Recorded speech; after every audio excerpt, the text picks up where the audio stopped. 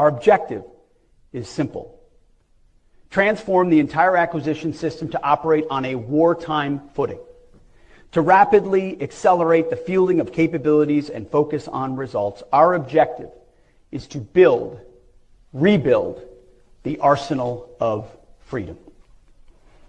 American industry and its innovative spirit are begging to be unleashed to solve our most complex and dangerous warfighting problems. We need to get out of our own way, out of your way, and enter into real partnership with you, rather than overprescribe and decelerate your natural progress. In turn, industry needs to perceive business with the Department of War from the perspective of growth and assume risk to partner with the United States. This is a 1939 moment. A moment of mounting urgency. Enemies gather, threats grow, you feel it, I feel it. If we are going to prevent and avoid war, which is what we all want, we must prepare now. Our adversaries are not sitting idly by, they're moving fast. They're developing and delivering new capabilities at a rate that should be sobering to every American, especially those who work in the Pentagon and in the defense industrial base. Their ambitions and intentions are bold. Their actions speak volumes, and frankly, at times we've been too damn slow to respond. And that's precisely what President Trump is doing to protect millions of lives of American citizens, Latin American citizens, and certainly Venezuelan citizens. Maduro started this war, and President Trump is ending that war. Venezuela is coming back, and fast. We will turn Venezuela from the criminal hub of the Americas into the energy hub of the Americas and the technology hub of the Americas. Venezuela is going to be the new global frontier for innovation and wealth creation, and we invite you to be part of it. We will open Venezuela for foreign investment. I am talking about a $1.7 trillion opportunity, not only in oil and gas, which is huge, and you know that the opportunities, because we will open all upstream, middle stream, downstream.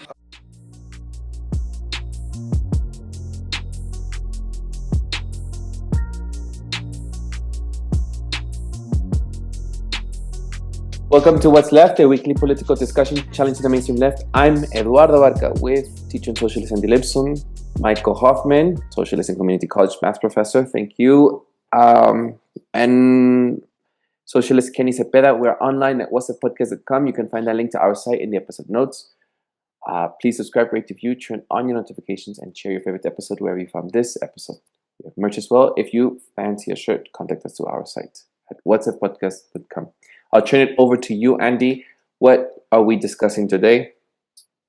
Well, I'm going to be putting that back on you in a second, because initially we were thinking about, there's been some new information about my uncle and COINTELPRO, which I think will be a future episode, and that was maybe what we're going to talk about today. But when you and I were talking, you had mentioned a number of things going on in, obviously Venezuela, and then potential U.S. involvement in Nigeria. And it dawned on me that there's an opportunity here to kind of have another of our ongoing discussions about what's going on with the U.S. empire, which for me falls back on discussions about the national defense strategy that's upcoming, and specifically what is the U.S. up to. That's how I heard some of those things, but also talked about Venezuela with regards to, and I'm probably going to put this in the opener. Corina Machado was talking before the American Business Forum about opening up Venezuela to the entire, literally just saying, come in, U.S. capitalists, and feast upon my country. And I think the nakedness of that appeal to the U.S. capital, as well as articles that are coming out about Russia potentially sending Oreshniks into Venezuela, That all this stuff I think could be an interesting discussion. So I thought I kind of sent something to Kenny and Michael, and Michael was like, when he logged on, he's like, "Hey, what are we talking about today?" So I think when he heard, I think he put his background there for the house is burning, which is true. So Eduardo, tell me if that's kind of what you heard as well in terms of what we'll be discussing. Yeah, I mean, it's kind of a connection to last week's episode. I think that you posed this question that I thought didn't deserve an entire episode on its own, and I don't think maybe we'll touch some of it. You asked if the struggle towards revolution or change has been in vain or not, or I don't know if you want to restate your question so I don't get it wrong. No, you just go ahead and say what you think how it's connected to today. So, and that question, I responded about the struggle in Venezuela, and so I know that I've been thinking a lot about that question, but I'm also thinking about what's been happening with these with the shooting down of these boats of drug traffickers near Venezuela, and kind of an international crisis where people are wondering what's going on. There hasn't been a war going on towards Venezuela, nor there has been anything approved by Congress in the USA where they can actually allow for this to happen. And so I was thinking about that. You told me, we had a conversation about what's happening in Africa and the potential of color revolutions. And so I thought maybe we should connect that to what's happening in Venezuela, and as well as the deceit that Maria Corina Machado and as well as Mamdani do to people when you invest so much effort and struggle and backing towards people that sell you hope. And that's something I just made to another US connection about the elections. So I thought that's why this might be of a current issue of interest and tying to the world events that's happening. My understanding is that we're discussing like a more of a big picture thing, right? And I particularly looked into things happening in Africa, and that in turn relate to Venezuela. So that's what I'm preparing to talk about. Okay. Yeah, I would like to just hear what people know. What have you been reading about? So let me just start with this first. So when we were first talking about this subject, I had found this article about Trump's next defense strategy risks leaving the U.S. underprepared, right? And I think we'd mentioned that the U.S. was moving away from direct confrontation with Taiwan. There was talk of that. Hasn't been released yet, the next defense strategy, and moving more towards a hemispheric strategy, right? That's the way it was at least being posed. And then weeks later, you start seeing the United States bomb Venezuelan fishing boats in international waters. And so this was put out by Jane Harman and Eric S. Adelman. These are all defense people, but they're like retired and things like that. But these people were responsible who are being critical of what they perceive as the potential change in the defense strategy. These people put out this Commission on National Defense Strategy, which I had talked about last year. It was put out in July of 2024 by the Rand Corporation. So their names are on here. And some of the things they had said in that article was the commission finds the U.S. defense industrial base is unable to meet the equipment, technology, and munition needs of the United States and its allies and partners. A protracted conflict, especially in multiple theaters, would require much greater capacity to produce, maintain, and replenish weapons and munitions. Addressing the shortfall will require increased investment, additional manufacturing and development capacity, joint and co-production with allies, and additional flexibility in acquisition systems. It goes on to say more, like in terms of working with partners and stuff like that. And the interesting graph they put in that document was this graph, which is mentioned in actually in the Arsenal of Freedom speech by Hegseth, basically, talking about how, at some point in the early 1990s, that was called the Last Supper for the defense industry. This is right around here, where, like maybe actually right about here, I suppose, where the peace dividend really meant that the U.S. war spending was going to be going down as a percentage of its GDP. And these people in the Rand Corporation are complaining, like, look how low it is. It's like only 3% of GDP. What we need actually is, if you go back here, since they were talking about the U.S. need to go on a war footing, not unlike what it was done in World War II. What we need to get back to is somewhere around here, like 16%.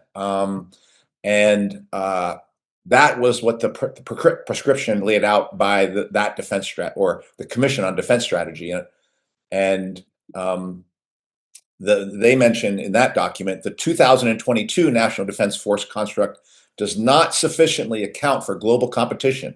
So they're basically saying we knew that China would be a pacing threat, but we didn't realize how much competition we were going to face, not just in one theater, but multiple theaters. And in this document, we propose the multiple theater force construct, which really basically says we need to be able to fight two near peer competitors at the same time, and maybe in a third front. Like, to me, I felt like this was almost crazy, and basically saying that even the bipolar Cold War construct was not enough, or the two-war construct design after that is not enough to account for the amount of war making we're going to need to do. And one of the more chilling parts of this document I found in here was the U.S. public are largely unaware of the dangers the United States faces or the costs, financial and otherwise, required to adequately prepare. They do not appreciate the strength of China and its partnerships or the ramifications to daily life if conflict were to erupt. They are not anticipating disruptions to their power, water, or access to all the goods in which they rely. They have not internalized the costs of the United States losing its position as a world superpower. A bipartisan call to arms is urgently needed so that the United States can make the major changes and significant investments now rather than wait for the next Pearl Harbor or 9/11. And of course, you guys might remember the one document put out before the 9/11, which was basically saying we need another Pearl Harbor to happen in order to justify the kind of war making we're going to have to be proposing. And this one's basically saying we need another Pearl Harbor and 9/11. In my opinion, both false flags, both events in some ways constructed by the United States. And the Pearl Harbor is more like they knew Japan was going to attack. They put their ships right where they could be attacked without losing their entire fleet. And then they went ahead and justified the war from there.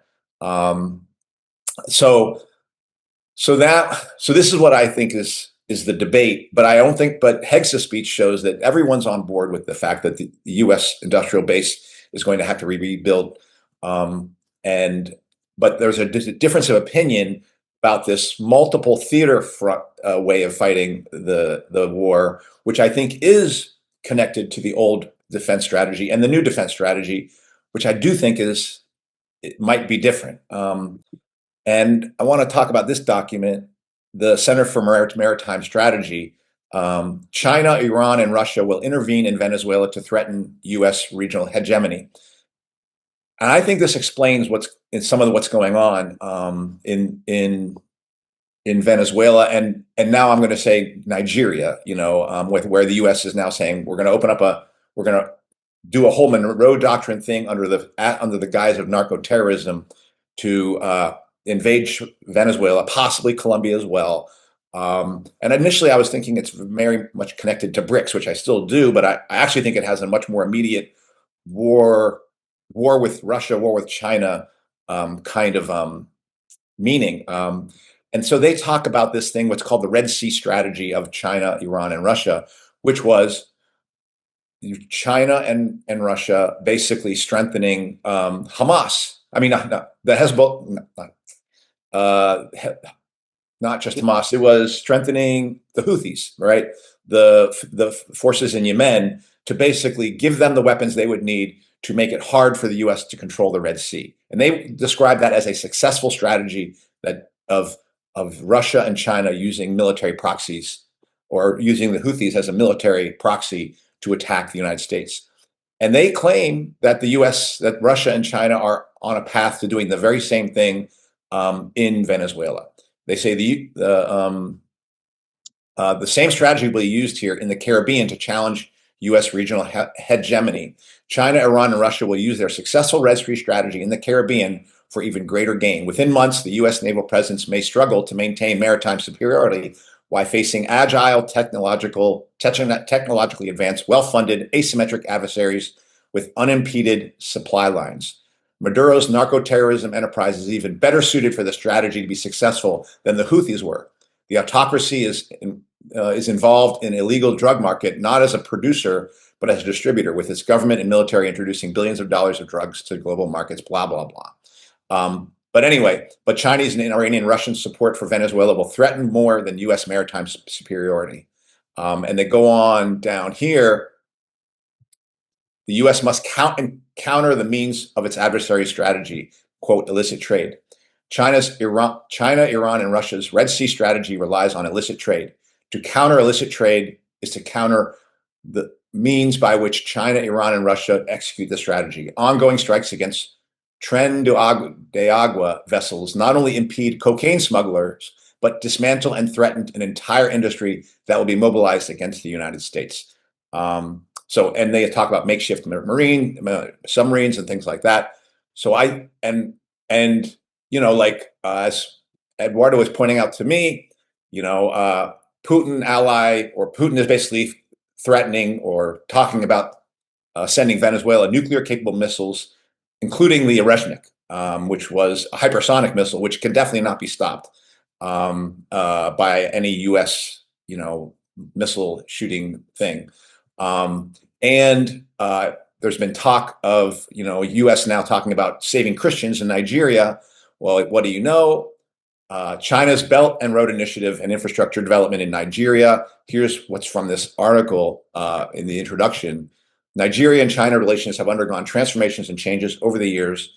The relations have transitioned from ideological confrontations of the Cold War to robust economic cooperation and a strategic partnership. Over the decades, China has risen to become Nigeria's largest trading partner and a major player in the infrastructure agenda. Basically, Nigeria is a key part of the Belt and Road Initiative in Africa.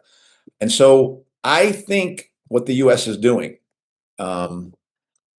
is shifting from what that Rand Corporation had talked about. Like, we're going to fight on multiple theaters. We're going to attack. We're going to make Taiwan a proxy in the way that we did at Ukraine. I think they've realized if we take a proxy on close to them, we're screwed. With that, Ukraine is too close to Russia. Taiwan is too close to China. And so I think they're moving away from the strategy that was put out by people like Rand in 2024 and was implied in the 2018 and 2022, because I think they see that they've been defeated when they get too close to their enemy and try to fight a ground war, even with their proxy, and it sucks in their resources. And one of the things that was even mentioned in the Rand document, not the Rand document, but the Rand authors, they acknowledged, or they said that even Iran was a bigger threat to Israel than we recognized, and we got sucked in too deep even in that. So basically, they're saying we didn't have enough weapons for them, so that's why they're just saying we just got to go crazy and rebuild our weapons industry on a scale like we had done in World War II.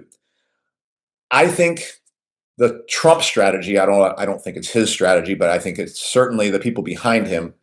I guess it would be who is Eldridge Colby is maybe the kind of people who'd be thinking of this, is to retreat to a position where they are going to be attacking Chinese and Russian infrastructure, really Chinese economic infrastructure across the globe. They're not going to go directly at China. They're going to fight them in Africa. They're going to stop them in South America. They're going to make South America impenetrable to them militarily as best they can. And I think Venezuela is the place you would start to do that. And so those boats that are being blown up were not just, they might not have been they could be fishing boats. They might have actually been boats that they thought were being used by China to basically send in, because that's already ongoing. And I think to me, this is a retreat from the U.S. saying we're just going to control the globe directly through direct war intervention, from what was implied in their 2022 document. But I actually think it's a more realistic way of essentially retreating from the frontal assault and trying to surround your opponent in another way. It very much reminds me in some ways of, as I pay so much attention to the Ukrainian war, it's what the Russians have had to do in going into these cities. They try frontal assaults on these cities like Bakhmut and Pokrovsk and things like that, and they have a real hard time. So what they have to do is use the fact that they have a much broader front upon which they can fight their enemy. So they surround the place and trap it, and then they suck up the city like a macrophage sucks up a bacteria on your body. And that to me looks like what's happening right now. So I know that's a long script, but Eduardo's question got me thinking about this stuff, so I wanted to throw it out there.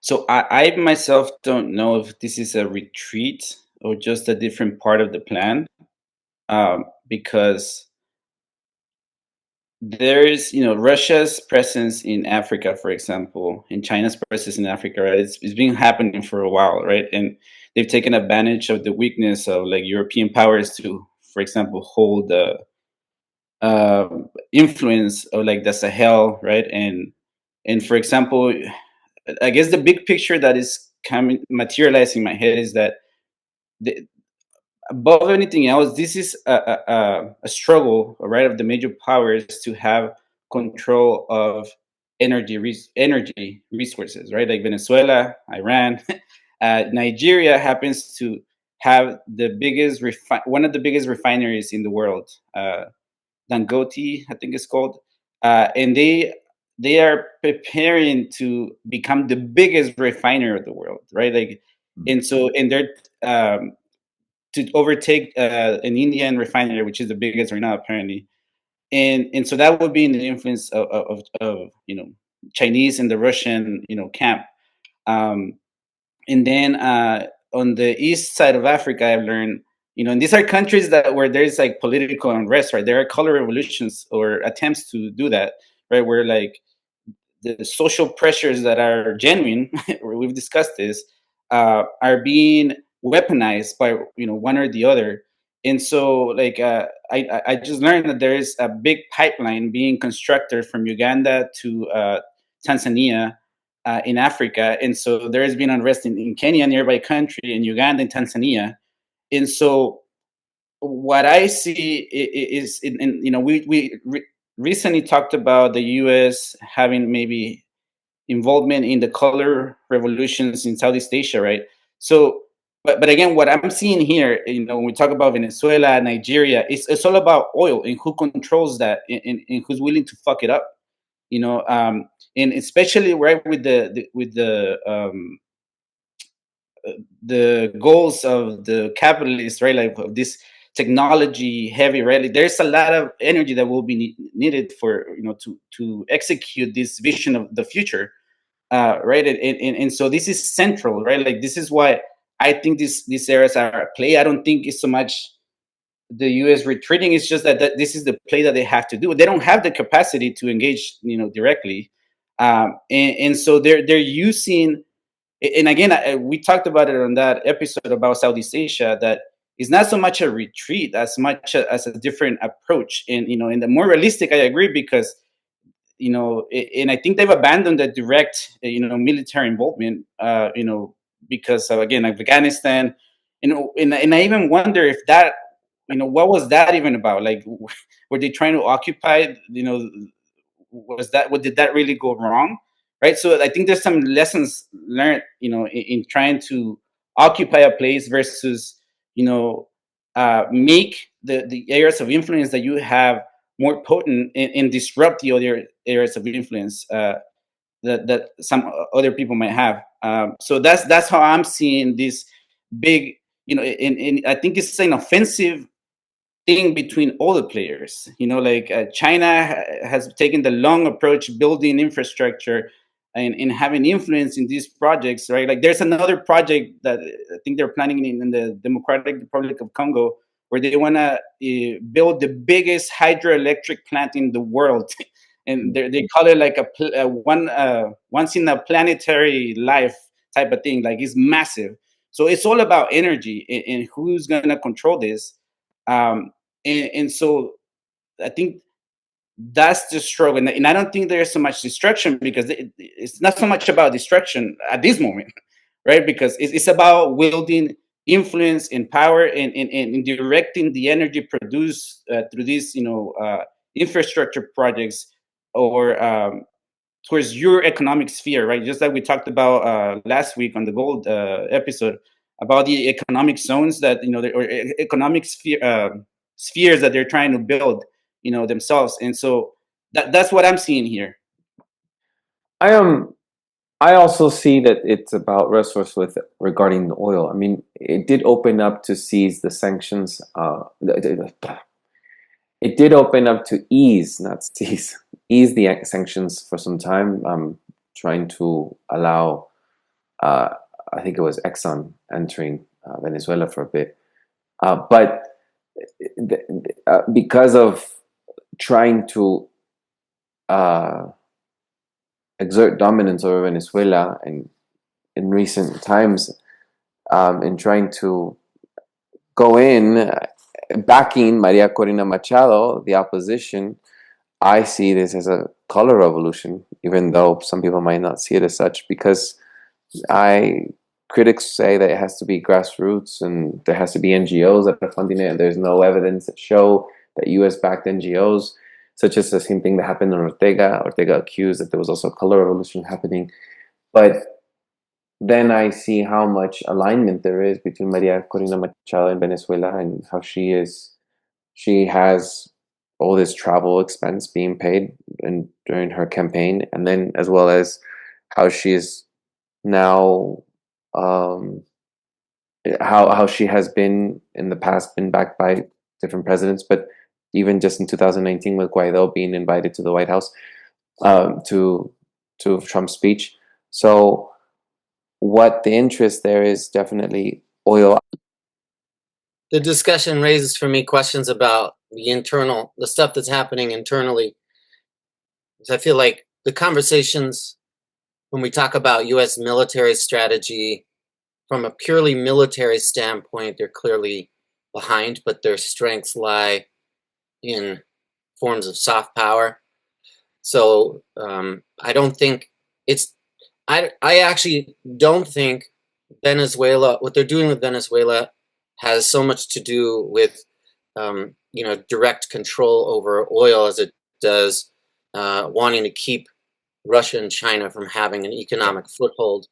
And Venezuela is a weak spot for them because the government is not, the government is kind of much more independent than many of the other pro-capitalists, or even the other sort of Bolivarian governments are less independent, I think, than Venezuela, or not quite as powerful. So Venezuela is like a key weak point for U.S. influence.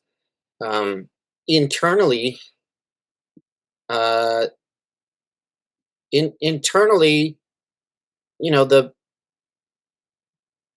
the Trump's recent cuts to like USAID and stuff did kind of highlight the extent to which the extent to which the U.S. has its aid fingers in every part of the world, and that those things are extensively linked to the people who would be the intellectual leadership of any internal strife. So I just found this article here from the from this this group WOLA, and it says basically that in November 2024, Venezuela enacted a regressive law tightening state control over non-governmental organizations, popularly referred to as the anti-NGO or anti-society law. The law on oversight, regularization, operation, and financing of non-governmental and non-profit social organizations requires NGOs to be authorized by the government to operate. The bill grants authorities discretion to deny authorization based on information about their sources of funding. So this is a recent crackdown on internal NGOs, and this group, which is concerned with democracy and human rights in the Americas, says that basically this law, combined with Trump's rollback, has dealt a 1-2 punch to Venezuelan civil society. Hundreds of organizations now face the grim choice of going underground, relocating abroad, or shutting down operations altogether. Meanwhile, the White House's efforts to discredit USAID and other channels of foreign funding have emboldened Venezuelan authorities, who have long sought to justify a crackdown against internationally funded human rights monitors and aid groups. So there is essentially also this internal war going on that is coinciding with the international pressure that the U.S. is feeling to maintain its foothold. One of the things about the international situation that is also coming up for me was the pivot. We were talking about the pivot towards China and the development of that military capacity in Europe. So to me, Europe is very clearly on the same page as building a bulwark against Russia and China, with the U.S. at the center and them at the top of that international pyramid, which is based around the dollar. And they have clearly signed on to the U.S.'s strategy of trying to militarize. In their case, they're focused on Russia so that the U.S. can focus elsewhere. And to me, the appointment of the Nobel Prize to Machado was like a big signal that, hey, we're on board with this view, because the thing that's continuity with Machado and all these other people is that we need to have, free trade, which means specifically trade under the control of the U.S.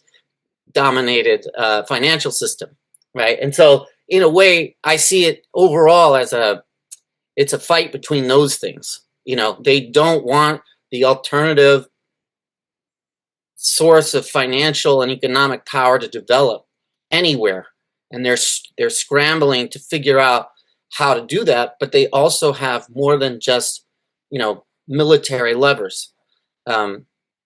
So I think the whole thing about a color revolution requiring NGOs, I think that you just have to have a few developed leaders within the opposition that are tied to U.S. interests. You essentially have to have just won over a layer of people to the idea that it's going to be much better. There's going to be much more freedom, and then there's going to be much more prosperity if the U.S. is essentially in charge, or if we link up to the U.S. dominated financial system. Essentially, that's what Machado represents. I don't, whether she believes it or not, there are certainly people in the movement who are literally suffering and thinking, wow, you know what, maybe we need to get out from under this to, join the U.S.-centered system, because that is what Venezuela has tried to remain independent of. So I'm not sure what that adds, but I do think it's going to be difficult for them to get back to 16%, which, military spending, which does explain actually a lot of the crackdown, the ideological crackdown, I think, is driven by that they need to get defense spending up. But they're also doing that. You also see that Europe is a piece of that. Europe is another component of their strategy. So it's not the U.S. alone. It is the empire moving, trying to have all of its various bases of power gear up for direct war footing, but they're not there yet. So they are mainly just poking and causing chaos and trying to not be directly involved. Yeah, and I think the way you put it, Michael, with basically talking about the militarization being the emphasis versus, say, these are not disconnected. Militarizing a place is not disconnected from resource control. but I appreciate what you said, Kenny, because that does get at maybe there's a difference of opinion here, and I think it's, for me, it's the emphasis comes from the overall thing in the back of my head is World War III, right? We are in World War III. It is developing, and now World War III has opened up a new front in South America, because I had thought that those attacks on those ships were sort of exposure by the United States, what we are willing to do to interdict your military intervention, as opposed to, no, we're actually starting it now. And like there was even underwater submarines, makeshift submarines, they talked about U.S. sinking, that might have also been part of what is likely China's and Russia's ongoing effort to create a military problem for the U.S. in Venezuela, in the same way that the U.S. has tried to create a military problem for Russia in Ukraine, and said they were going to create a military problem for China in Taiwan. It looks to me, I'm predicting that if the way that Trump is going and the way that the U.S. is shifting, we're going to hear less about Taiwan now. It's not going to be on the, and that does represent I would call that a retreat, because that's the U.S. empire acknowledging it can no longer just determine, it no longer gets to play in their playgrounds. Now the U.S. has to back itself up and play in its own backyard to try to fight off its enemies. And that does signify a retreat of a sort, not a hemispheric retreat, but a recognition of the limits of its own power, which I do see. If you go to the Marathon Initiative, where they haven't written many documents recently, but that's where Eldridge Colby comes from, and Eldridge Colby is connected to Hegseth as, in my opinion, the idea guy. And Eldridge Colby has been a big let's get China the whole time. I believe that the Marathon Initiative has been emphasizing more the limits of U.S. power, which I think is smart actually to do. I do believe that the U.S. that all recognize the U.S. is going to have to completely restructure its industrial base for military work, for war making and things like that.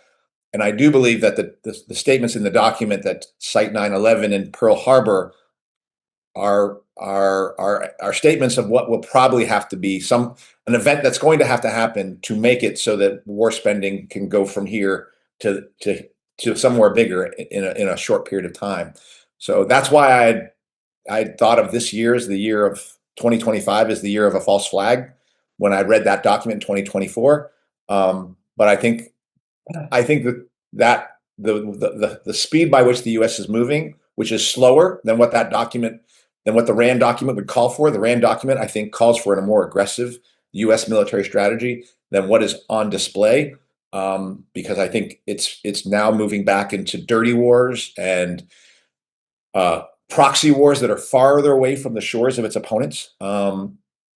Then that I think that maybe the false flag can be pushed off a few years, if you will. So that to me is the difference between why I'm calling this a retreat by the U.S., because it seems like they've internalized that, no, we are not as strong as we thought we were. Our enemies are stronger than we thought they were, not just economically and politically, but even militarily. And they've been able to come up with strategies like the Red Sea strategy to actually take us on in areas that we've considered closer to our backyard, like the Persian Gulf. And now they're even talking about the Panama Canal and things like that. And it's talked about in that Maritime document, the idea of an Orezhnik, which is a hypersonic, basically middle level. It's not an intercontinental, but it's like an ICBM, and it has multiple, and it can be a nuclear weapon can be put on it, and there's multiple warheads on it. That there's no defense the U.S. has for that, and for that to be placed in Venezuela, if it was placed, would be a crisis on the scale of the Cuban Missile Crisis, happening while we're fighting like a Cuban Missile Crisis while we're fighting World War III. And the willingness of Russia and China to go there, and they clearly are, and they're willing to openly state that they're going to go there, just to me says that these stakes have ratcheted up really high. And so that's why I speak of it in this way. I want to be clear. I don't just think it's an energy partnership that's happening, or the excuse me. I don't just think it's about oil, and that's what the U.S. wants to gain from Venezuela. I think it's a strategic geopolitical foothold that uh, you know wants to have, since Russia has been an alliance, has been uh, this tie with Russia. And I also think that the reason why the USA also, as we were discussing last week, has been helping Argentina was because that's a way to also bring in uh, the US's influence over Argentina instead of having it being given over to China. So I do think it's more than oil. I think it's also about making sure that the Latin America continues to be the USA's backyard, um, and so I think it's kind of tied. There's oil, there's the geopolitical location, there is making sure Russia doesn't gain more alliances. So I think that that's what's happening. Why else is the USA bailing out Argentina when there is stuff happening here in the US at domestic ground? Obviously, trying to fight over China's influence. So I want to say it's a combination of things. I do think obviously there is a global. This is why I do agree, right? Like we are in the beginning stages of World War III, right? I bring up these like um, investments, right? Like that China and has done in Africa with African capitalists, right?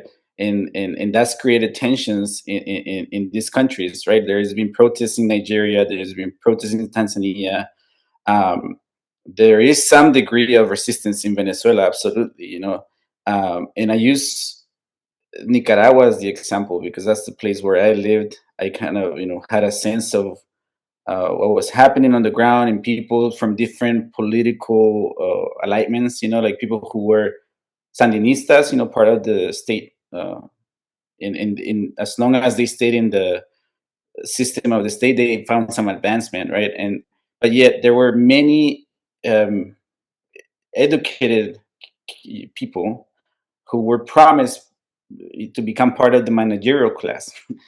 And that was a ticking time bomb that was taken, that was set off, and that you can argue that it was, uh, you know, um, induced, right, an induced explosion. You can argue whatever, but the fact is that there are, pressures that are building up, and I just bring attention to this because the reality is that, like, I don't think any of us are picking sides. Right? We're not defending Maduro. We're not defending, because they've made choices, right? Too, right? Like they're making the choice, like you said, Michael, to close some,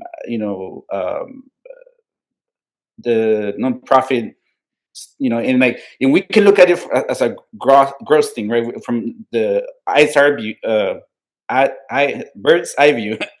uh, But the fact is that as much as we criticize this shit, right, the nonprofit stuff, it does have an impact, right? Like, and these are people or institutions, organizations that are providing some relief to some people, right?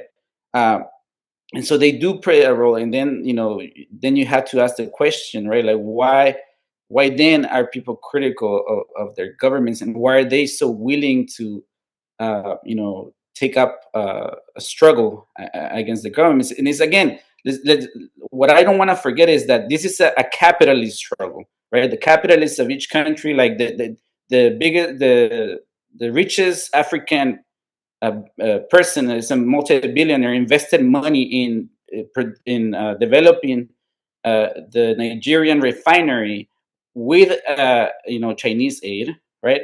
But let's never forget that he's a capitalist, and there's a lot of shit that's happened to get that shit done. The same with the pipelines in East Africa, right? That there is consequences to building a pipeline, right? There is environmental stuff. There's people's lives, people that have to be moved. This shit was happening in Nicaragua. There was unrest of that because there was concessions made to the Chinese in Nicaragua, and people were being forcefully removed by the government.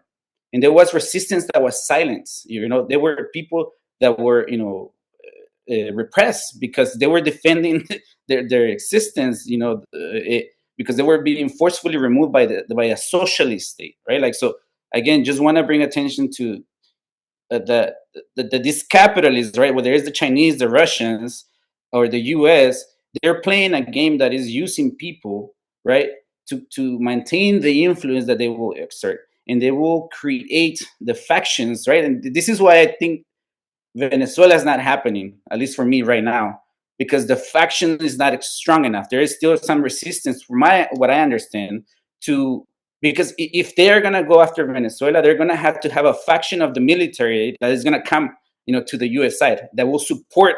That's why Guaido didn't work out. Guaido was a fucking joke. But but again, it brings up attention to, right, like, yes, there's this global thing, but there is the human aspect that you always bring attention to, Eduardo, that people are responding to a capitalist system that is having issues.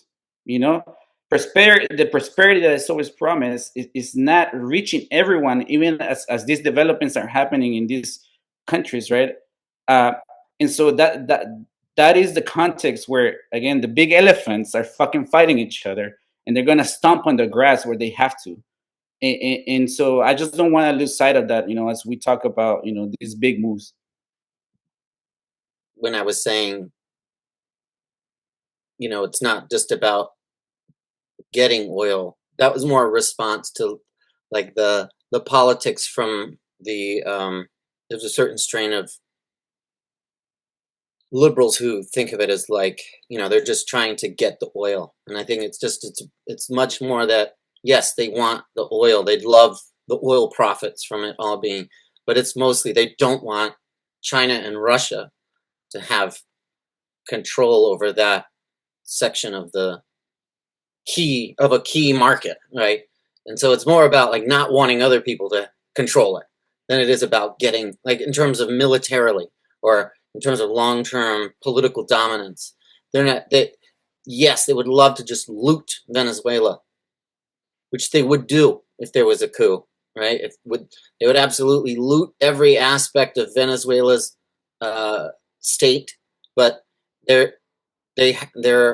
calculation is more about preventing other state actors from having control, which I think is laid out very clearly in the documents that Andy showed us. But I also had a question, though, which is when we were reading the Marathon Initiative documents, my sense was that their argument was that they really had to put, their argument was they should have put all the resources they could into the war with Russia first, and somehow settle it before they moved on. They were complaining that basically, like, you can't have this thing lingering before like strategic sequences is like, you got to do one thing at a time, kind of. But, so in a way, couldn't this current situation also be, consistent with that, where they're seeing that they can't, be so directly involved, so visibly directly involved in all these places. And so the best they can do is kind of just stir up trouble, rattle the sabers and try and cultivate internal strife. Because I think that what they're really definitely focused on doing is cultivating that split in Venezuela, right? They really, really want a section of the military to split. And if that happens, they don't need much direct military involvement, so, military actions like this, and, from the, the claims that the administration is just focused on drug smuggling, and that they're, it's sort of absurd. But that is like, the audience for that is not just people in the United States. It's also people in Venezuela who they're trying to more completely split from the state. So I don't know if it's a retreat so much as like they may have decided that it was a good thing to open up another area of, because it kind of seems like the U.S. really started. You know what I mean? Like it wasn't like Venezuela was like did something different, or that there was some new big development in terms of Russia, China, things in Venezuela. It was kind of like part of the current administration's strategy to use this to introduce this kind of provocation and justify it and build a narrative around how, oh, there's these narco terrorists and Venezuela is associated with that state. Like, if they're playing a longer game, then this may be, in fact, a very effective thing. They may actually be able to cultivate a real split within Venezuela. I mean, the U.S. has been trying to create a regime change in Venezuela for some time. Guaido was the most recent, and apparently they were willing to countenance failure because that was a failure. They were like, okay, that didn't work. They wanted it to work. It didn't. I don't think it was just like a fake move. I think it was a real move to try to depose Maduro. Didn't happen, and they seem to accept that. Well, this time they've got their Machado, but they don't just have their Machado. They have the one of their most advanced aircraft carriers in the region located in there. Now they're up to 16,000 troops, which is not a lot, but they're on that area. Like they have, to me, I want to answer, why are they making a much more, like, I don't see a big difference between Machado and Guaido in terms of their viability. But why is the United States making seemingly making such a decisive militarized move and putting so much, like when you move those forces in and you don't do anything, that's going to be a problem. Like that will suggest weakness on the part of the empire. I don't think they can I don't think they can leave now without making some major play and having Maduro out, or at least having made some major effort. Again, I don't think they can lose here. If they do, it's a problem for them, given then Monroe Doctrine starts to collapse, and then China just learns, like they're not just in Venezuela, they're in Nicaragua, they're all in Central America, they're all out throughout South America. And Eduardo's right that Argentina, in some ways, is like trying to stem the bleeding for the United States. So now you have the United States on its back foot in its own backyard economically, and it's trying to reimpose itself in terms of the economic and military competition that Russia or China represents, and Russia is willing to be a sub co-signer onto that project. I guess I have a question for you, Kenny, and Eduardo, actually, because you guys both probably know this better than I. And so maybe what I hear and what you're saying, Kenny and Eduardo, I'm going to go back to what was the best response to my question of how to assess color revolutions. And you got pretty passionate about like the people willing to sacrifice, how much sacrifice had gone in to people's fight for a different world in their own country, and acknowledging the betrayal that is put up of that posed by these false gods presented to you by these color revolution people, where everything's really being underwritten by the West and by the United States, and so if it's true, and I think it is true, that the U.S. is having to think for a moment about whether it's really going to do what it seems to be positioning itself to do in Venezuela. What I hear in what you're saying, Kenny, is that a big reason that it's having to wait is because of something on the ground in Venezuela. Okay. Because in my opinion, the biggest reason the United States is waiting is because of another big gorilla, another empire that's in that region running the show, which that doesn't present anything for us. Like there's no good news for us in any of that. So I wanted to check, and I'll let you say, what I heard in what you said suggested that there was something on the ground, something something in Venezuela, in Colombia, in South America even, that the U.S. is having to think about before it goes in with its Guaido or Machado psyop. Can you maybe say more what you were saying, and then I'll maybe I might have a second question. Again, this is why I'm being emphasis. This is a game of the capitalists, right? Like, so if they're waiting for anything, it's gonna be from the military. Like a faction. Fuck the population. They don't care what the population thinks, right? It's what the military is gonna force people to do, right? That's the history of Latin America and Africa, right? Like, this is what's going on in Africa, right? Like, it's just that some of the like the factions that have taken power are on the side of China, right? Like, it's not about popular, like, bringing liberty to people. Maybe they do have some intention. Who cares? But the reality is, like, is the force, like, right, the authority. Like, when they have I do think that the U.S. has to have a significant support from a faction that breaks off from the Maduro government. Otherwise, the U.S. is in a big fucking trouble. And I do think Venezuela plays a critical part in the future of the U.S. Again, this guy, what was his name? And I don't know, I haven't confirmed that. Stanislav Krapivnik or something like that. He talked about the U.S. Oil, production decreasing in the last few years.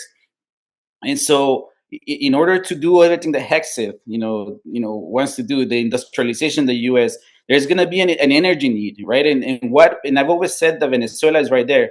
And I know Jeff has said that Venezuela's oil is hard to process; it will require, a lot of shit.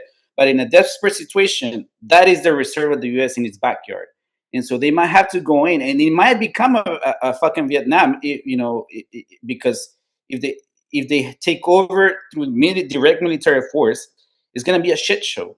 I don't think it's as easy. So they absolutely need to create a faction that will come on their side to have some level of control, or at the very least have some civil war happening in Venezuela, right? In order for them to enjoy some of the. So I do think this whole shit is about energy for the wars that are coming.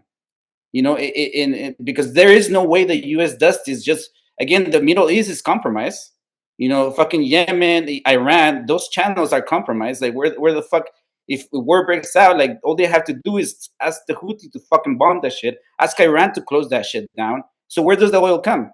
Maybe Nigeria, because it's from on the west side of Africa, right? Or at the very least, you're not providing that to the other team, right? Like, so I do think I agree with you. Like, they're trying to make a play for Venezuela because they have to. I think, because of the logic that I'm arguing for right now, not because there's something different. It's because time is against them now, and I do think industrialization doesn't happen without Venezuela. If I can just come in, I mean, I think it's clear that I agree with Kenny. If you look at history in Latin America, with Pinochet and Allende appointed Pinochet as part of a very high position in the military, and then he overthrew Allende in a coup backed by the USA, as well as what happened in Guatemala. Jacobo Arbenz was also had served alongside Castillo Armas in the military and was backed by the USA, the CIA. Castillo Armas invaded from Honduras and overthrew Arbenz, ending Guatemala's reformist period. There's so many things like that. I'm just looking at right now quickly. Ecuador, same thing. Bolivia and Argentina. Perón also faced Eduardo Lonardi, Pedro Aramburu in 1955. These are all kind of people that have been backed by the USA and were a faction of the military. So there will have to be something like that as well, I think.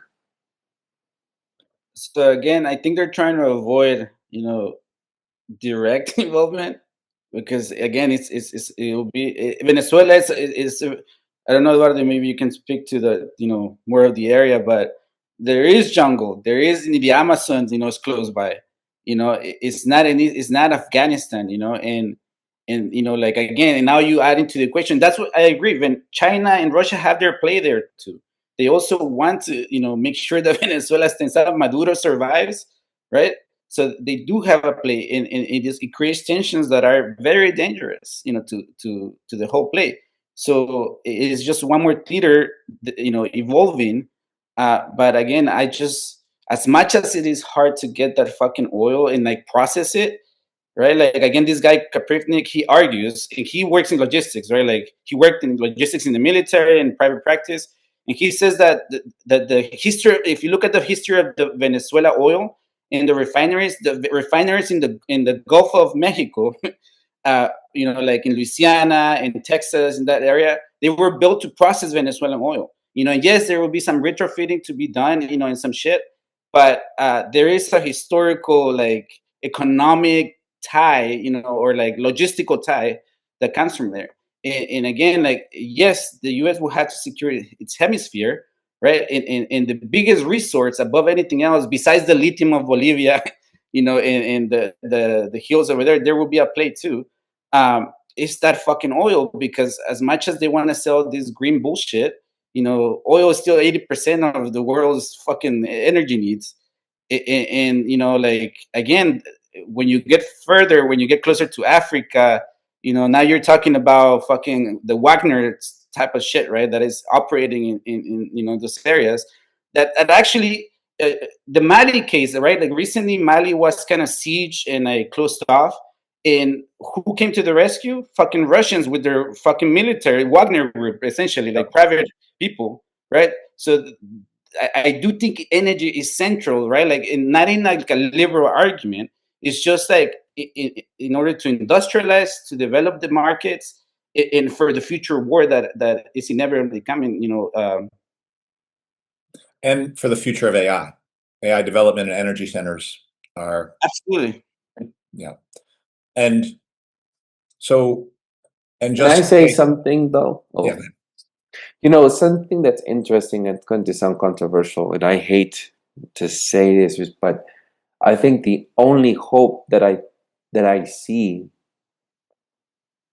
oh my gosh, I don't know how to try to organize my thoughts here, is the organized crime. I noticed that the military and the police, having been here in Latin America and in 12 countries, I noticed the military and the police don't enter favelas, don't enter barrios, don't enter places that are very, like even the prison. There was a prison right now that the military tried to overtake because it was being run by gangs in Venezuela, and the military could not. And the military is ruthless in Venezuela. They are masters of torturing people. However, they could not overtake this prison. I forget the name of the prison. I'll look up right now. And they could not because the gangsters were so powerful and so organized. And I see this happening with Haiti, how the US has also tried to enter into Haiti and even trying to hire Africans into Haiti, backed by the USA, and they could not. And even if you think about the organized crime here in Mexico with the military as well, I don't know, they're pretty strong and they have a lot of backing and support by the people. And I'm not here to say what happened, the atrocities that sometimes happens because of organized crime. But again, the way I see it is James Tyclet, who is the CEO of Lockheed Martin. I wrote it down here, Lockheed Martin, because I forget this guy's name. But if we start writing down these names of all these big companies that sell arms, and these are all just the same gangsters that are also killing millions of lives. They're just as strong as the narcotraficantes and the gangsters and all the drug traffickers that we're talking about. They're just legally doing it. But there is no difference. And that's why the question of legality, which I talked to you about, Andy, I want to discuss this in an episode about what makes something legal and illegal, or what deems something okay and approved by and gets the seal to do something legally versus illegally, this question of legality. Just because suddenly you have something that's legal, you're allowed to sell arms and to traffic arms and to have lives being taken over because of what you're selling. So anyhow, it's a little hard for me to say this out loud, but yeah, that's what I have seen. I see the military and governments not able to enter these spaces. Just as a curious note, actually, and I don't know how this is related, but Now that you're bringing that up, Eduardo, in maybe 2 weeks ago or last week, in Brazil, they went into a favela and they killed 132 people or something like that. There was an operation because the police tend not to go in, right? So there are essentially zones that are controlled not by the government. In parts of like Brazil and like in Guatemala and Salvador, the Salvadoran president made a deal with the gangs in order to do what they're doing right now. So they do represent another player in this game, and I do think, Eduardo, this is going to factor into what's going to happen. This is what's happening in Africa. This is what's happening in the Middle East, right? You have factions of mercenaries essentially to do the bidding of people. So I do think they're going to play up, Eduardo, in like more as the world evolves into this big struggle, right, of the big players, and they'll play a role. And like I used to think that the gangs and stuff, because I also have some familiarity, because of Guatemala, to like the cartels, and I used to think that they were like went hand in hand with the government, but no, there is a degree of independence, right? Like they are a mercenary force, the military, tactics. A lot of former military become part of these cartels actually, and so they will play a role in these conflicts, and so yeah. I mean, Well, I don't think what you're saying. I understand your hesitancy, but I think actually your point you're making actually is important. First off, I don't know enough about quote organized crime in South America. Like organized crime here in the United States, from reading Whitney Webb and the articles, seems to have developed side by side with the CIA. So there, I don't see anything independent, right? Like in the United States, you're not dealing with anything different when you deal with organized crime in the United States of any level that has an infrastructure to it. But I do think it does come down to that question of independence, because most people, even socialists, would say that thank God Russia and China can come to the aid of Maduro by offering the military aid, by giving him Oreshniks and things like that, without recognizing that when Russia and China hand over Oreshniks to Maduro, they are saying the same thing that U.S. is saying to Ukraine. We're willing to make your country a nuclear playground. We're willing to assure that your country is destroyed in this war in World War III prior to ours, and that it will be irradiated prior to us. So we need to see the warning signs first. That's all they're doing. Like they are playing the same imperialist game with these other countries that the U.S. is willing to play with Ukraine. And I think the risk for China and Russia is just like that the U.S. got its hand in the cookie jar in Ukraine. They thought they were going to make Ukraine a place to bleed out Russia, which it has bled, but apparently it's had the effect of weakening its allies and alliances more than Russia. Russia is stronger militarily now than it was prior. And maybe that there's a calculation that Venezuela is much closer. The U.S. could find itself, I don't know, like maybe they worry that they could get caught in, but Russia and China's reasons for being there are completely they're only to preserve their own empires and build their own empires. So, and I don't think local crime gangs are the ones you're making the deals with to get the Oreshniks. You're making those deals with the capitalists in Venezuela. So that part I agree with.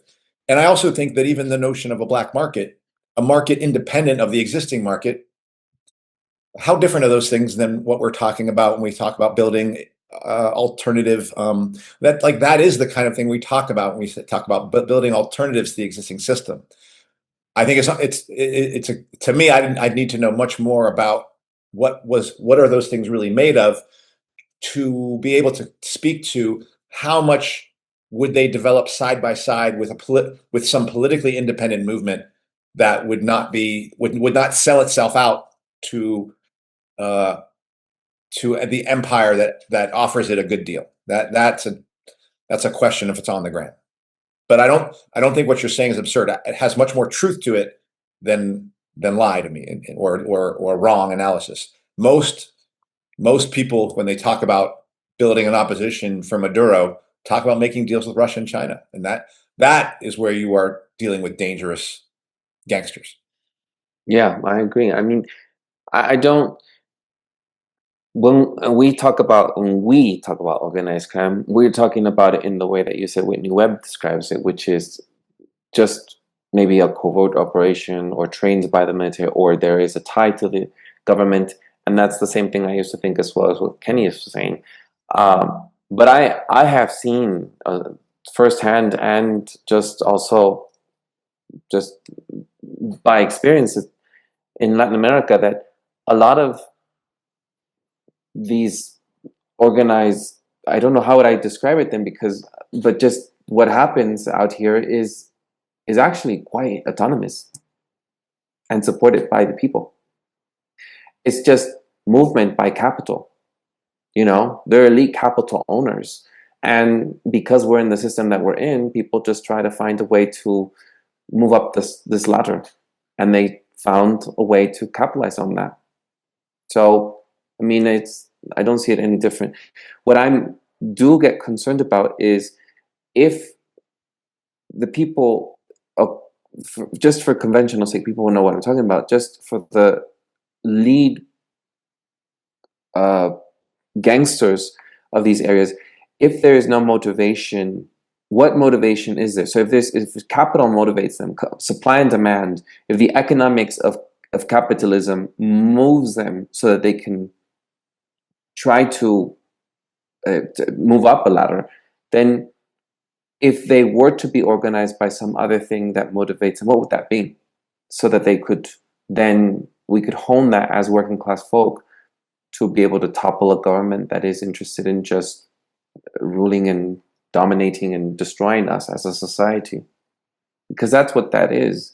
So what if these gangsters from this prison did organize and actually protect the people? But what would be the motivating factor? And I don't know, that there's a lot of things that I would try to dismantle. But anyhow, these are just thoughts that have occurred to me as I see Haiti not being able to have a stable government or a legitimate government, but is being ruled, and it's being ruled by gangs. Now, I don't see that any different from the gangs that we're being ruled by, but no one will talk about it that way. Except these are very big gangsters trying to destroy us with nuclear bombs. I feel like that's a key insight, and the Marxist explanation has to do with that there are certain kinds of violence that come with having an economy organized around markets. And I feel heartened when there are sections of the economy that are essentially independent of the main one, but it's not necessarily true that they reproduce some completely different liberatory, right? Which is why, being critical kind of like a good, clean capitalism this is part of the problem, is that it's still if you don't have a fundamentally different economic model, then you're just reproducing exploitation. That means that there are definitely places where they fought with the police, and the police decided just to say, okay, fine, you're in charge here. And things like a black market may even provide space for sort of counter hegemonic, organizing. But I don't think it's necessarily that. It's not necessarily that, right? So if there was a political movement within the favelas that saw, that saw young people take up political demands and see, or not just young people, but, broad section of the population, you could see, a merger of this kind of the infrastructure of organized crime, which to me is just kind of like, if the police don't enforce your contracts, then you have to enforce your contracts with your own guns. which is what essentially the cartels to me represent, which is that they don't get direct support from the cartels to make sure people pay them, right? Which is why they have to then they create their own little sort of mini states, right? But it is also true that that's where there may be real confrontation with the larger state actors. But I feel like the observation that like we are essentially run by gangsters, and even in these smaller independent places where there's much more perhaps horizontal like power, we're not necessarily free of that dynamic because we're in a world that run by gangsters, right? And so it's sort of like you got to compete, you got to get your own gang up and running.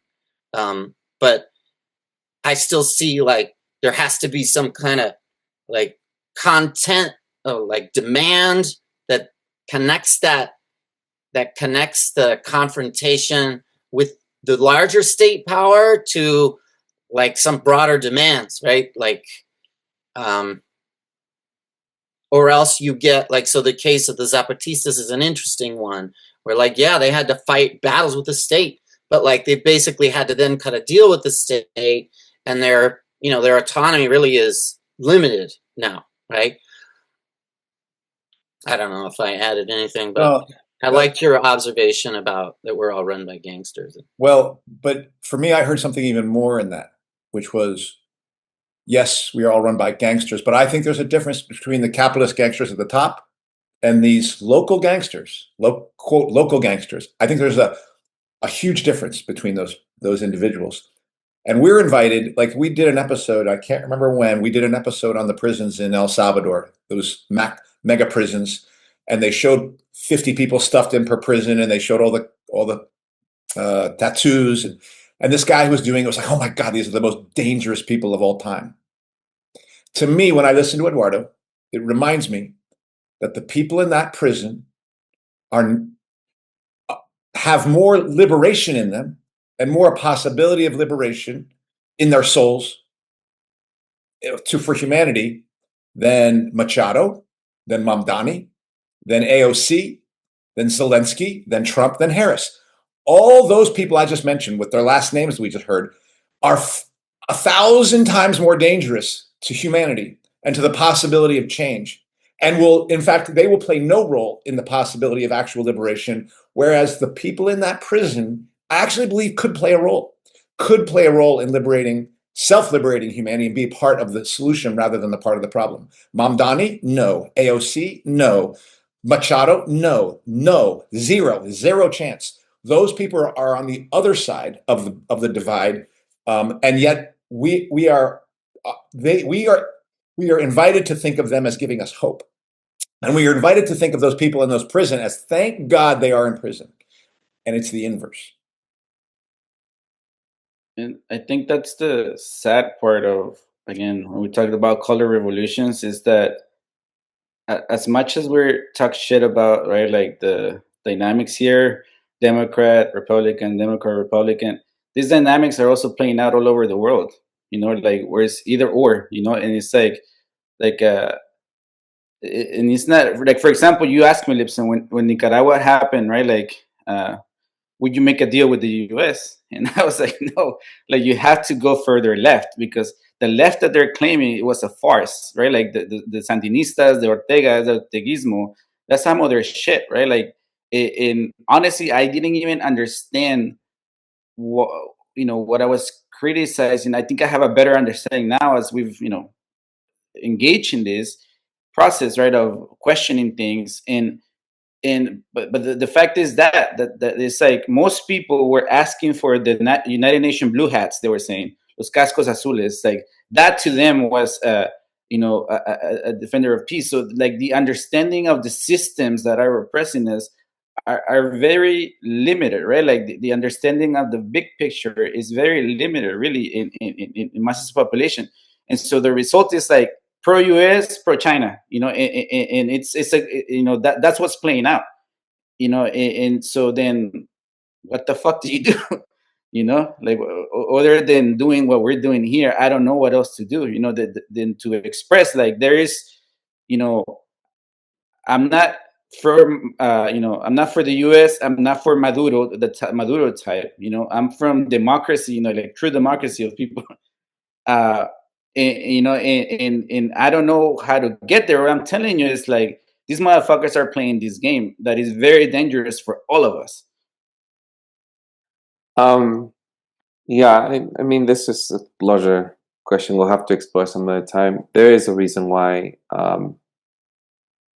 there have been these dynamics that have been observed where governments have struggled with poverty, insecurity, and gangs have filled in the void, providing benefits, jobs, food, community services, protection, and have undermined authority of the government, and have even found themselves in coalitions with guerrilla forces, such as in Colombia.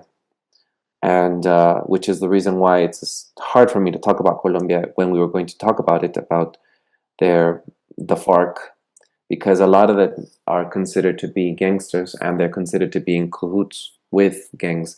But when I was in Colombia, a lot of the things that I was hearing was that those very same gangsters were being able to fund the arms to be able to continue the resistance. How would you protect yourself? I mean, so I couldn't, when I'm criticized and I bring this up in family conversations, a lot of them are you trying to prop up gangs? And it's like, well, this is in Latin America talking about pandillas and narcotraficantes. Like, this is not, you can't, I'm not trying to say I want to be a part of one either. But at this point right now, I have to see first some organization from more working class people before I can even think and consider to make alliances. But it's not easy to talk about it. I was at the bank recently, and I don't think I want to add this part. My partner made a joke because we're trying to in the banks here in Mexico. There's a parameter of how much money you can have in your account. There's a limit, because if you want to expand your limits, you have to go to a local government office and you have to explain how you have more of these funds. And they do this because they try to limit how much money is being laundered, or how much money is where are you getting these assets or money? Where is all this coming from? You have to kind of demonstrate your source. So the majority, they make like they make a system where you have to have a limit of how much money you can have in your savings or your checking account. So I was trying to have my partner expand his parameters, and he made a joke at the bank, which got us in trouble. And he said, well, because he was a little frustrated. He said, well, I must be making money from drugs or something like that. They looked at him. He's from Venezuela. Tren de Aragua came to mind, and they talked to us, and they were like, don't make a joke like that in a bank, in an institution. And I understand. So it's what I'm trying to give off or transmit here and trying to share is that it's hard to talk about this topic, and that's why I was being hesitant, because it's so much like a Red Scare kind of thing. So, but it's true. There are people, and you can hear it from corridos, music that's being heard by young people, especially in the north, about how a lot of gangsters have actually filled in those voids. And that is what I heard in Colombia. So when I talk about resistance, people are saying, are you inviting then narcotraficantes, drug lords, to be a part of your movement? And that is a question that I have struggled with. But as we discuss and we continue discussing this, and I have had a conversation this week with my cousin, she's talking about how the French president is here in Mexico, and how can he be here when there's so much insecurity in Mexico? And I'm like, Alejandra, insecurity is in the USA as well. They just shot a U.S. American citizen. ICE just shot a U.S. American citizen, and these are troops from the state. And so for me, she's like, yeah, but that's something separate. No, it's not. It's like, what I'm afraid of more than anything isn't crime at the local level. I'm afraid of crime being directed by the state, such as if we look back in history from my Spanish friends who talk about the Franco regime, people were shot at, be directed by the state. You could be killed and no one would persecute you. And when the Spanish tried to forget, the Spaniards were like, let's just, el tiempo del olvido. We're going to enter a new era, el tiempo del olvido. Let's forget the atrocities of the past. No one wants to talk about that anymore. So for me, it's more scary. It's scarier to think that the state could always be legally okay to go after people, persecute people, and nothing will happen to them because it's the authority, it's the state authority, it's the government, it's there to protect us. Anyhow, there's all I said. We can cut any of that, everyone. I like it because it's real. That indoctrination of like the state is safety and laws, the state laws are safety, right? Like that is, it's all over, and then we default to them to keep us quote unquote safe, right? Like, and so that's what I understand from what Lipson is arguing, right? Like these people that are in jail, right, all over the world, like they were operating outside the system, right? That's telling them, get in fucking line, play the game, get your little piece of fucking crumbs, and so a lot of these people, even the cartels, right? Like they're like, fuck that. We're gonna play the game differently, right? We know that the rules of the game are different.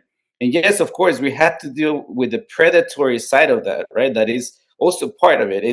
But that also you had to, right? Like in Mexico, Televisa and then motherfuckers, like there is a movie that I would recommend. What is it, like? O chingas o te jodes? It's like either you fuck them over or you get fucked. It's a movie that argues that. It's a popular saying in Mexico. And so the story, the long story is that the Televisa, that the big media corporation of Mexico, has lied and exaggerated things and created, narratives, right, that exaggerated certain things, right, to again to bring back the authority of the state as a central peacekeeping order propaganda. And so yes, so those are the conversations that we do need to have with people, right? Just like we learned through COVID, right? How deep that runs, right? Like how deep this default to authority it runs. And yeah, it will be something that we need to deal with. And, not just here, but people in Africa, people in China, people in Europe, everywhere. Yeah. And I think it's worth remembering that things like gun control, war on crime, war on drugs were key features of destroying the Black Panther Party. They're key features of social control. Much more, they weren't about doing any of the things that they said they were to do. They were there as a means of controlling resistance. And I think maybe the resistance today is not nearly as coherent as it was in the Black Panther Party. But if it becomes that coherent, we will see a resurrection of gun control, war on crime, war on drugs as a key feature of the crackdown on those movements. And I just find it very interesting that in the week that, Lilly got a $35 billion, government grant to sell fucking fat drugs, that where people are worried about drug lords in South America. They're just right here controlling your government. So I don't get it. Like, what are you really worried about? Like the idea that somehow fentanyl just comes from these illegal drug labs as opposed to being produced legally.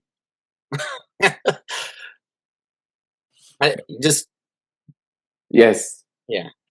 We have to do this episode on, like, I have to frame it a certain way, legal versus illegal. This thing, but exactly how many drugs have we been given legally throughout the USA? Yep. All right. Anyhow, I think this is a good place for us to conclude. Yeah. Mm-hmm. All right. Well, that does it for this week's episode. What's Left is a weekly political podcast / channel challenging the mainstream left to post information about our topics and our guests on the episode notes where we found this episode, or on our blog at what'sthepodcast.com. You can find past episodes to this podcast / channel there and connect with us. I remind folks, if you like anything you've heard here, please subscribe, rate, review, turn on your notifications to any of our platforms on the Spotify, iTunes podcast, BitChute, Odyssey, YouTube, Rumble, or Telegram.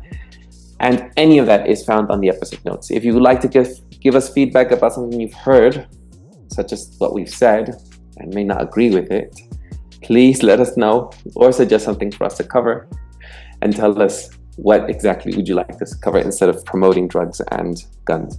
Contact us through our blog. Delete that. I'm Eduardo Barca with co-hosts Kenny Cepeda and Michael Hoffman. Thank you all for joining us, and we'll check you out. Check us out for next episode. Thank you all for listening. Ciao, ciao.